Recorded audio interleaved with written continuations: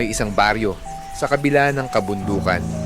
Isang baryo na wala sa mapa at matagal nang napabayaan. Isang baryo na tanging mga lokal lamang ang nakakaramdam ng takot kapag binanggit ang pangalan ng isang tao. Ed Caluwag.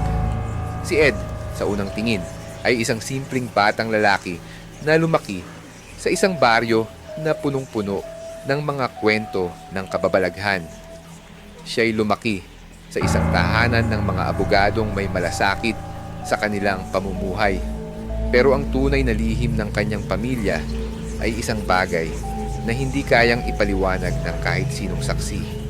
Ang kwento ni Ed ay hindi nagsimula sa isang masayang pamilya o simpleng buhay, kundi sa isang gabi na nagbukas ng pinto sa isang mundo ng dilim na wala ng pagbalik.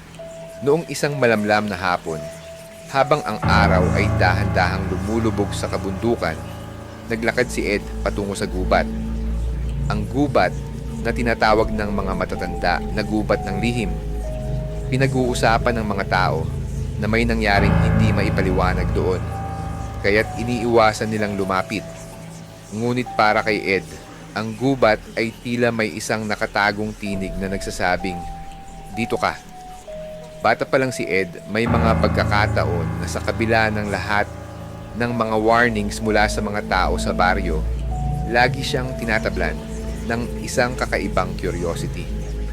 Isang gabi, nang gabihin siya sa kakalakad sa kagubatan, nakita niyang kumikislap ang isang bahagi ng madilim na lugar. Isang matandang puno ng balete na tila buhay.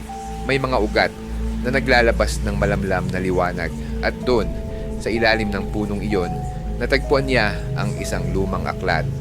Sa bawat pahina ng libro, natutunan ni Ed ang mga sinaunang ritual.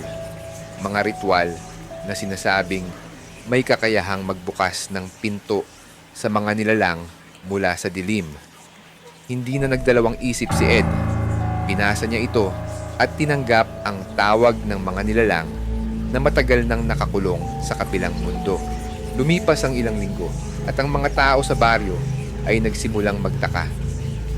May mga kwento ng mga batang nawawala sa gabi, mga hayop na natagpo ang may kakaibang mga sugat at mga anino na parang sumusunod sa mga dumadaan sa madilim na bahagi ng baryo. Wala ni isang tao ang nag-isip na si Ed Caluwag ang may kagagawa ng lahat ng ito. Hanggang isang gabi, isang hindi maipaliwanag na alinggawngaw ang narinig mula sa mga kabahayan ng baryo. Ang tunog ng mga alinggawngaw ng mga nawawalang kaluluwa. Isang matinding sigaw ang lumabas mula sa tuktok ng bundok at sa gitna ng dilim, si Ed Caluwag ay muling nagpakita. Ngunit hindi na siya ang batang kilala ng lahat. Ang mga mata niya ay kumikislap ng malalansang dilim at ang kanyang katawan ay parang may hindi normal na lakas. Dahil sa kanyang mga pagsasanay sa mga ritual ng sinaunang kulto ng kanyang pamilya, si Ed ay naging isang nilalang na may kakayahang magbukas ng mga pinto patungo sa ibang dimensyon kung saan naglalakad ang mga nilalang mula sa kalaliman ng kadiliman. Sa bawat gabi, ang mga anino ng mga kaluluwang nahulog sa kanyang pangangalap ay nagiging mga alagad niya. Mga nilalang na hindi kayang muling bumalik sa mundong ibabaw. Sa kanyang pagbabalik, nagdala siya ng takot sa bawat sulok ng baryo. Bawat makasalubong niya ay tila natutukso na sumunod. Ngunit sa bawat hakbang nila, nagiging mas malakas ang pagkakontrol ni Ed sa kanilang kaluluwa. Minsan nagiging tila wala ng pag-asa ang mga tao.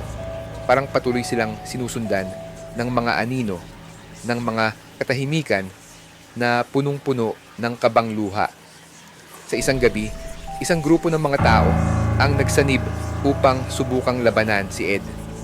Ngunit sa kanilang paghahanap sa gubat, naabutan nila ang isang bagay na hindi nila inisip, ang sinaunang altar na pinagmulan ng kanyang kapangyarihan.